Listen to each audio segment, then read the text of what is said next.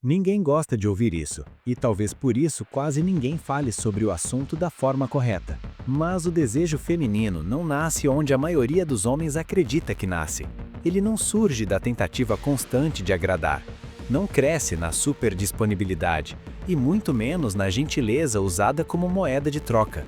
Na verdade, quanto mais um homem tenta ser perfeito, compreensivo e inofensivo, mais invisível ele se torna. E a parte mais desconfortável dessa verdade é que isso acontece sem que a mulher precise perceber conscientemente.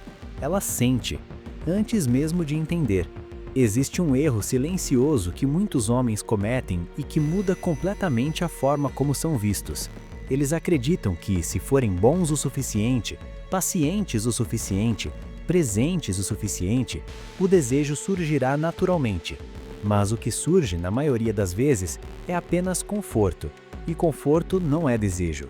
Conforto é o que faz alguém ficar por perto sem se envolver de verdade. É o território da amizade, da conveniência emocional, do gosto de você, mas não desse jeito. E quase ninguém percebe quando cruza essa linha, porque ela não faz barulho quando é atravessada. Talvez você já tenha sentido isso, aquela sensação confusa de fazer tudo certo e ainda assim algo não funcionar. De ouvir que você é incrível, carinhoso, diferente e mesmo assim ser deixado de lado. O que quase nunca te explicam é que o desejo não responde à bondade isolada. Ele responde à energia.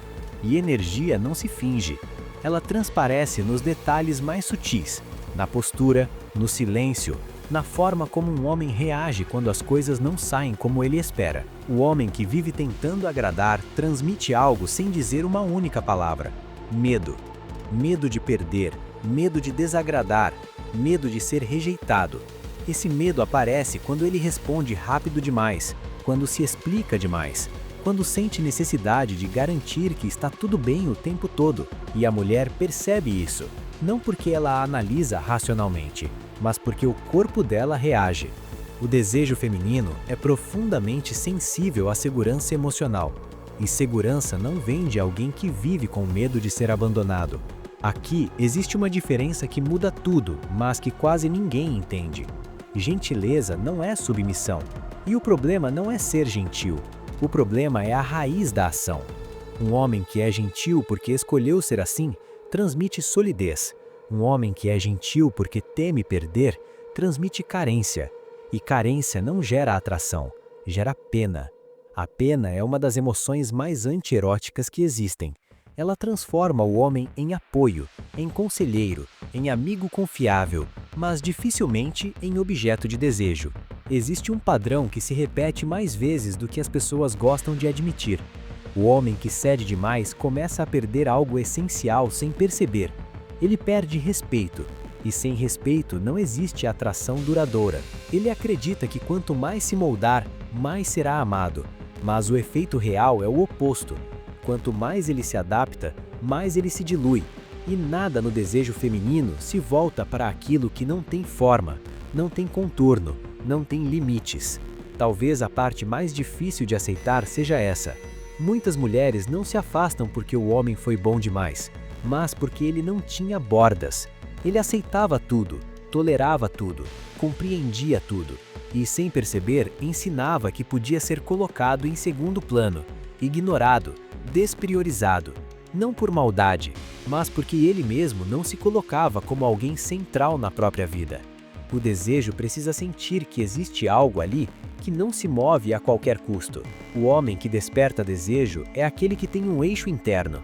Ele sabe quem é antes de tentar ser escolhido. Ele tem uma vida, uma direção, metas que não desaparecem quando uma mulher entra em cena. Ele não gira em torno dela, ele cria o próprio centro. E é exatamente isso que desperta interesse, porque quando um homem não se abandona, a mulher sente que pode confiar. Quando ele se abandona, ela sente que em algum momento tudo vai desmoronar. O desejo nasce do espaço, e isso é algo que poucos homens entendem. Ele nasce no intervalo, na pequena incerteza, na sensação de que existe algo a ser conquistado. Quando um homem está sempre disponível, sempre acessível, sempre previsível, ele elimina esse espaço. Ele sufoca o mistério. Ele ocupa cada fresta com mensagens, explicações, garantias. E sem espaço não há imaginação. Sem imaginação não há tensão. E sem tensão não há atração. É por isso que tantos homens ficam confusos quando veem uma mulher se interessar por alguém que parece não fazer tanto esforço. Não é porque esse homem trata mal, é porque ele não está desesperado. Ele não precisa provar valor o tempo todo. Ele não se justifica a cada passo. Ele vive. E essa naturalidade cria uma energia diferente. Uma energia que provoca curiosidade, respeito e, principalmente, movimento emocional. Muitos homens acreditam que estão sendo rejeitados por serem bons demais, quando, na verdade, estão sendo rejeitados por viverem guiados pelo medo. Medo de perder, medo de ficar sozinho, medo de não ser suficiente. Esse medo transforma cada gesto em uma tentativa de agradar. E quando tudo vira tentativa, nada vira desejo. A mulher sente quando está sendo transformada no centro emocional de alguém. E esse peso ninguém quer carregar. O homem forte não é aquele que domina, que humilha ou que se impõe pela força. Ele é aquele que se sustenta. Ele sabe dizer não. Ele sabe se afastar quando algo perde o sentido. Ele não tenta consertar repetidamente o que já mostrou não funcionar. Ele não faz discursos implorando por mais uma chance.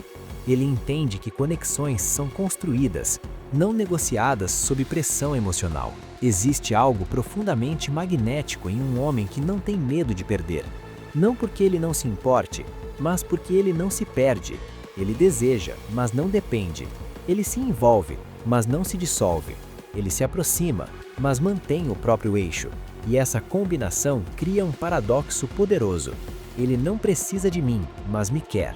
Para o desejo feminino, isso é extremamente atraente. O problema do chamado cara bonzinho nunca foi a bondade, foi a falta de inteireza. Ele confunde ser amável com ser atraente. Ele acredita que excesso de atenção, excesso de cuidado e excesso de presença vão gerar vínculo. Mas vínculo não nasce do excesso, ele nasce do equilíbrio. Interesse sem desespero, presença sem sufocamento, força sem agressividade. E isso só é possível quando o homem sabe o próprio valor antes de tentar provar qualquer coisa. Quando um homem coloca a mulher acima da própria vida, algo quebra. Ela não se sente escolhida, ela se sente responsável. E desejo não cresce sob responsabilidade emocional.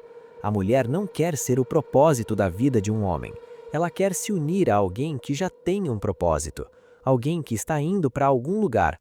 Alguém que não abandonaria quem é apenas para ser aceito. No fundo, o que ninguém admite é que o desejo feminino responde menos ao que você faz e mais a quem você é quando ninguém está olhando. Ele responde à sua postura diante da vida, à sua relação com o próprio medo, à sua capacidade de sustentar silêncio, frustração e incerteza sem se desmanchar. O homem que tenta controlar tudo perde magnetismo. O homem que confia em si cria atração sem esforço. Quando um homem aprende a não se abandonar, tudo muda. Ele não precisa correr atrás, ele não precisa convencer, ele não precisa implorar. Ele simplesmente existe com verdade. E essa verdade é sentida. O desejo não nasce da oferta constante, nasce da presença firme. E no fim, a verdade incômoda é essa. Não é o quanto você se doa que desperta desejo, é o quanto você se sustenta.